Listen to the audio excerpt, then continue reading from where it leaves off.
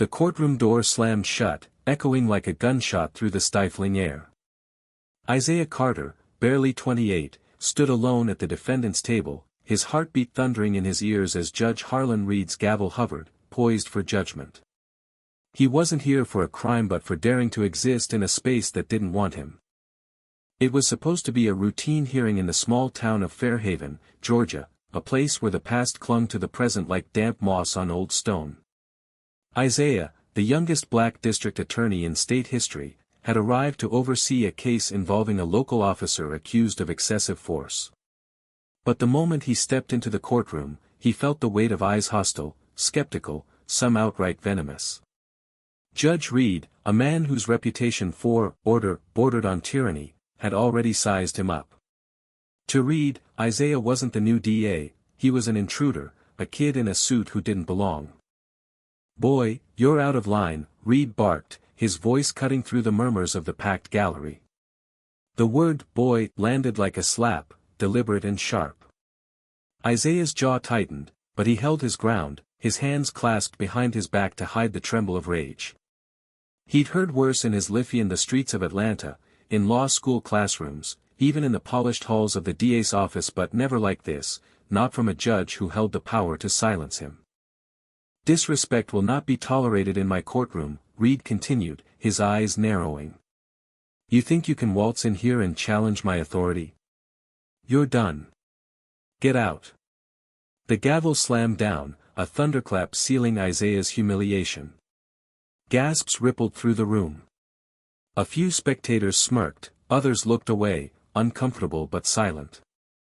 Isaiah's colleague, Sarah Nguyen, a junior prosecutor sitting nearby, shot him a look of disbelief, her pen frozen mid-note. Isaiah took a breath, steadying himself. "Your Honor," he said, his voice low but unwavering, "I'm here as the district attorney, not a defendant. I have a right to speak." The words hung in the air, a quiet rebellion against the judge's attempt to erase him. Reed's face reddened, his knuckles widening around the gavel. "You're no attorney in my eyes," he spat. "You're a disruption. Bailiff, remove him." The bailiff, a burly man named Tompkins with a buzz cut and a reluctant frown, hesitated. He knew who Isaiah was. Everyone in Fairhaven had heard of the new kid taking over as DA. But orders were orders. As Tompkins stepped forward, Isaiah raised a hand, not in surrender but in defiance. "I'll walk myself out," he said, his voice carrying a weight that silenced the room. He turned, his polished shoes clicking on the hardwood floor, each step a refusal to bow. Outside, the Georgia sun burned down, unrelenting. Isaiah leaned against the courthouse steps, his tie loosened, his mind racing. He'd fought too hard to get here, nights studying by streetlight in a crumbling apartment, his mother's voice echoing in his head, "They'll try to break you, but you're stronger than their hate." He wasn't just fighting for himself, he was fighting for every kid in Fairhaven who'd been told they'd never amount to anything, for every person who'd felt the sting of a system that saw their skin before their worth. Back inside, Sarah Nguyen stood up, her chair scraping loudly against the floor. "Your Honor, with all due respect, you've made a mistake," she said, her voice trembling but firm. "Isaiah Carter is the district attorney, duly appointed. Dismissing him undermines justice itself." The gallery erupted in whispers, a mix of support and outrage. Reed's gavel pounded again, demanding silence, but Sarah pressed on. "This case involves a black teenager brutalized by police. If we can't even let a black DA speak, what does that say about fairness in this room?" The teenager in question, Malik Johnson, sat in the back, his hands cuffed, his eyes fixed on the floor. At 16, he'd been arrested for resisting an officer who'd stopped him for walking home too late. The bruises on his face told a story the police report didn't. Isaiah had taken the case personally, knowing it wasn't just about Molly. It was about a town, a system, a history that refused to change. Reed's voice boomed. "Miss Nguyen, you're on thin ice. This court will not be lectured by outsiders." The word outsiders stung Sarah, a Vietnamese American, and Isaiah, a black man from Atlanta, were as foreign to Reed's Fairhaven as justice seemed to be. But Sarah didn't back down. She pulled out her phone, discreetly texting a contact at the State Judiciary Board. If Reed wanted a fight, he'd get one. Word of the confrontation spread like wildfire. By noon, a crowd had gathered outside the courthouse, protesters with signs reading, "Justice for Malik" and "No More Bias." Local news vans pulled up, cameras rolling as Isaiah stepped back into view, now flanked by community leaders and Malik's mother, Tanya, whose tear-streaked face carried a mother's fury. "My son didn't do nothing wrong," she said to the microphones, her voice breaking. "And now they're trying to silence the one man who can help him. This ain't right." Isaiah addressed the crowd, his voice steady but laced with emotion. "This isn't just about me or Malik. It's about whether this town believes in justice or just the way things have always been." The crowd cheered, but Isaiah's eyes were on the courthouse doors. He wasn't done yet. Inside, Reed was losing control. The State Judiciary Board had caught wind of the incident, and a senior official was already on the line, demanding an explanation. Reed's clerk, a young woman named Emily who'd always kept her head down, slipped Isaiah a note during a recess. "He's scared. Keep pushing." Emily, a Fairhaven native, had seen too many cases swept under the rug, too many lives ruined by Reed's gavel. She was done staying silent.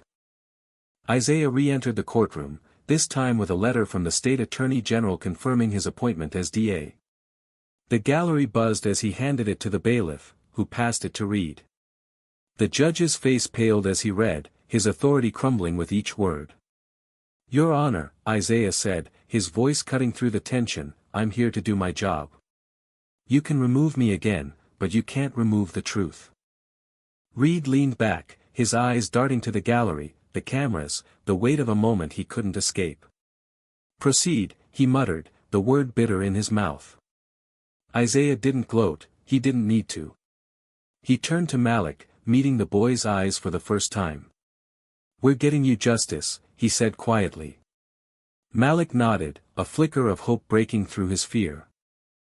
The hearing resumed, but the air had changed. Isaiah presented evidence, body cam footage the police had misplaced, witness statements corroborating Malik's story. Sarah cross-examined the officer, exposing inconsistencies that made the gallery gasp. Tanya clutched a tissue, her hands shaking as she watched her son's truth finally being heard. Reed sat silent, his gavel untouched, his power diminished by the weight of accountability. Outside, the protesters grew louder, their chants a heartbeat for change. Isaiah knew this was only the beginning.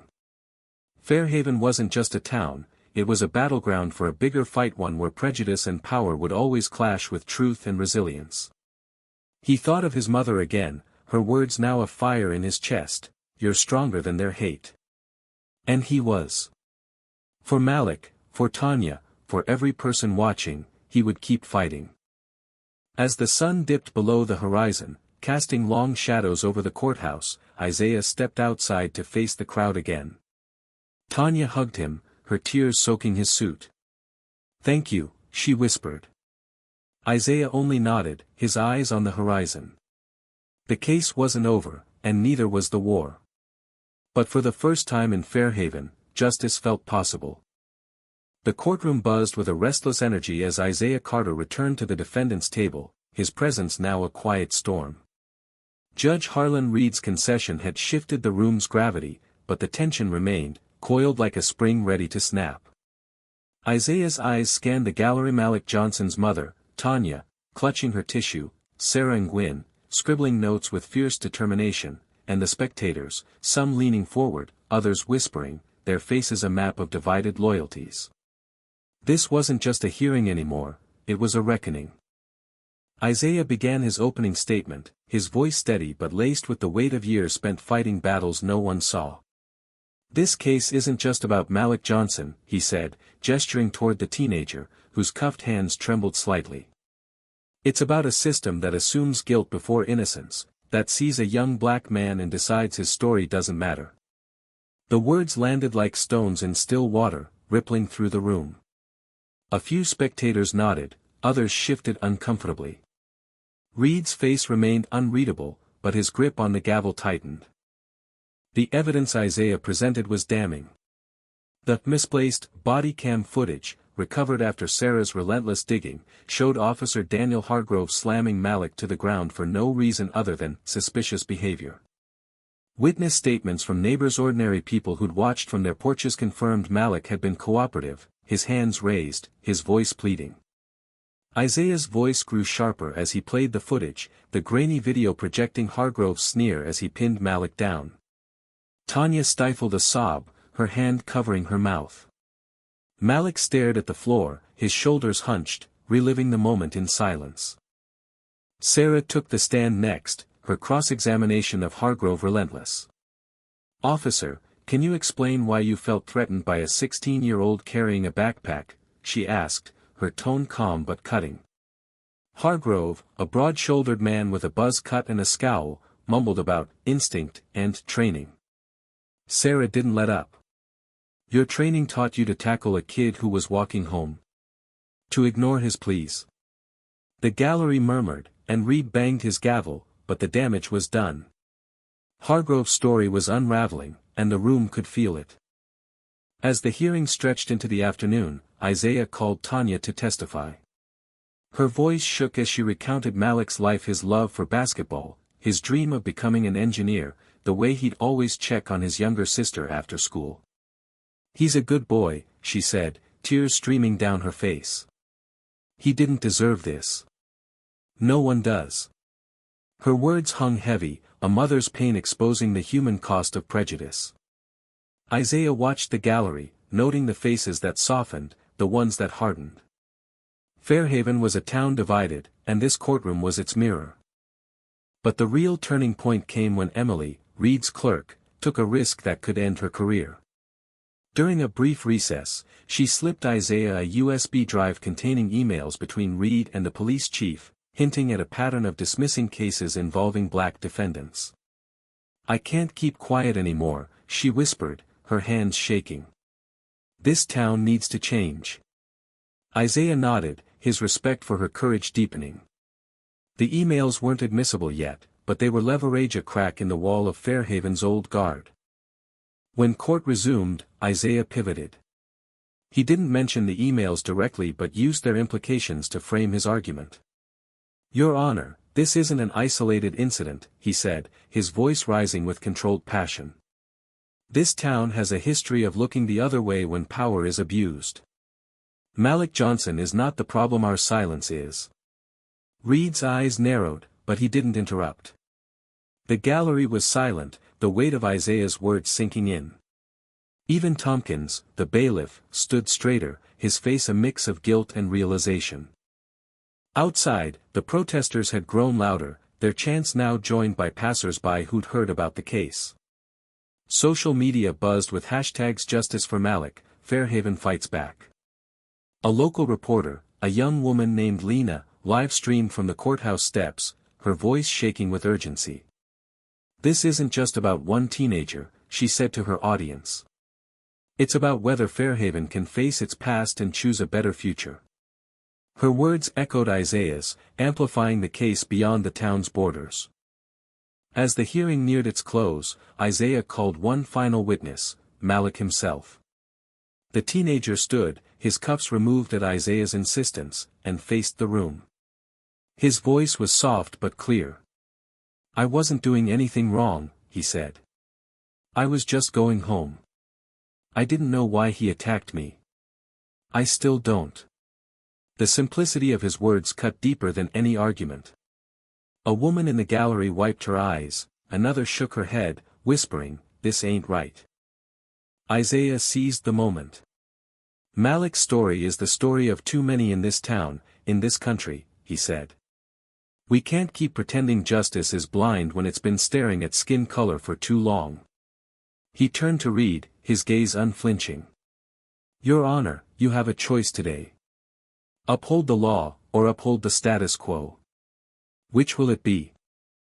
Reed leaned back, his face a mask of conflicting emotions. The state judiciary board's call still hung over him, a reminder that his actions were being watched. For the first time, he seemed smaller, his authority no longer absolute. "The court will take this under advisement," he said finally, his voice strained. "We'll reconvene tomorrow." The gavel fell, but it lacked its earlier force. As the room emptied, Isaiah approached Malik, placing a hand on his shoulder. "You did good," he said. Malik nodded, his eyes glistening. "Will they listen?" he asked. Isaiah didn't lie. "They're starting to," he said. "And we won't stop until they do." That night, Fairhaven didn't sleep. The protests grew, spilling into the town square, where candles flickered in a vigil for Malik. Tanya spoke to the crowd, her voice stronger now. "My son is not a criminal," she said. "He's a child, and he deserves a chance." Isaiah stood beside her, silent but resolute, knowing the fight was far from over. Sarah, Lena, and even Emily joined them, their presence a quiet promise of solidarity. The next morning, the courthouse was packed, the air electric with anticipation. Reed took the bench, his face weary, as if he'd battled his own conscience overnight. Before Isaiah could speak, Reed raised a hand. "I've reviewed the evidence," he said, his voice low. "The charges against Malik Johnson are dismissed. The court finds insufficient evidence of wrongdoing." A cheer erupted from the gallery, quickly silenced by Reed's gavel. But he wasn't done. "Furthermore," he continued, "I'm recommending a formal investigation into Officer Hargrove's conduct." The room exploded in applause, Tanya collapsing into Isaiah's arms, sobbing with relief. Malik's face broke into a smile, the first in days. Sarah grinned, her notes forgotten. Even Tompkins nodded, a flicker of respect in his eyes. Isaiah felt a weight lift, but not entirely. This was a victory, but not the end. Reed met Isaiah's gaze, a silent acknowledgement passing between them. It wasn't an apology. Reed wasn't the type, but it was something. A crack in the armor of a man who'd spent decades wielding power without question. Isaiah didn't need his remorse, he needed his accountability. As the crowd spilled outside, Isaiah addressed the press, his voice carrying over the chants. "Today, we took a step toward justice," he said. "But one case doesn't fix a system. We need to keep asking the hard questions about fairness, about power, about who gets to be heard." He paused, letting the words sink in. "Malik's free, but freedom isn't enough. We need change." The story of Fairhaven spread, sparking debates across the state and beyond. Some called Isaiah a hero, others called him a troublemaker. Posts on X reflected the divide. Some praised the outcome, others decried it as woke justice. But in Fairhaven, the conversation had begun. Neighbors who'd never spoken now argued over coffee, over fences, over what justice meant in a town that had ignored it for too long. Isaiah returned to his office, the weight of his role heavier but clearer. He thought of his mother, her words still guiding him, "You're stronger than their hate." Malik's case was a start, but there were others, too many others waiting for someone to listen. He'd be there, fighting, one truth at a time. In the days that followed, Fairhaven began to shift. Emily quit her job with Reed, joining a local advocacy group. Sarah took on more cases, her fire stoked by the victory. Tanya started a community program for kids like Malik, giving them a space to dream without fear. And Isaiah, now a symbol of change, kept his door open, knowing the next fight was always coming. What's right, what's wrong, what's justice in a world that sees color before character? Share your thoughts, because Fairhaven's story is ours to write.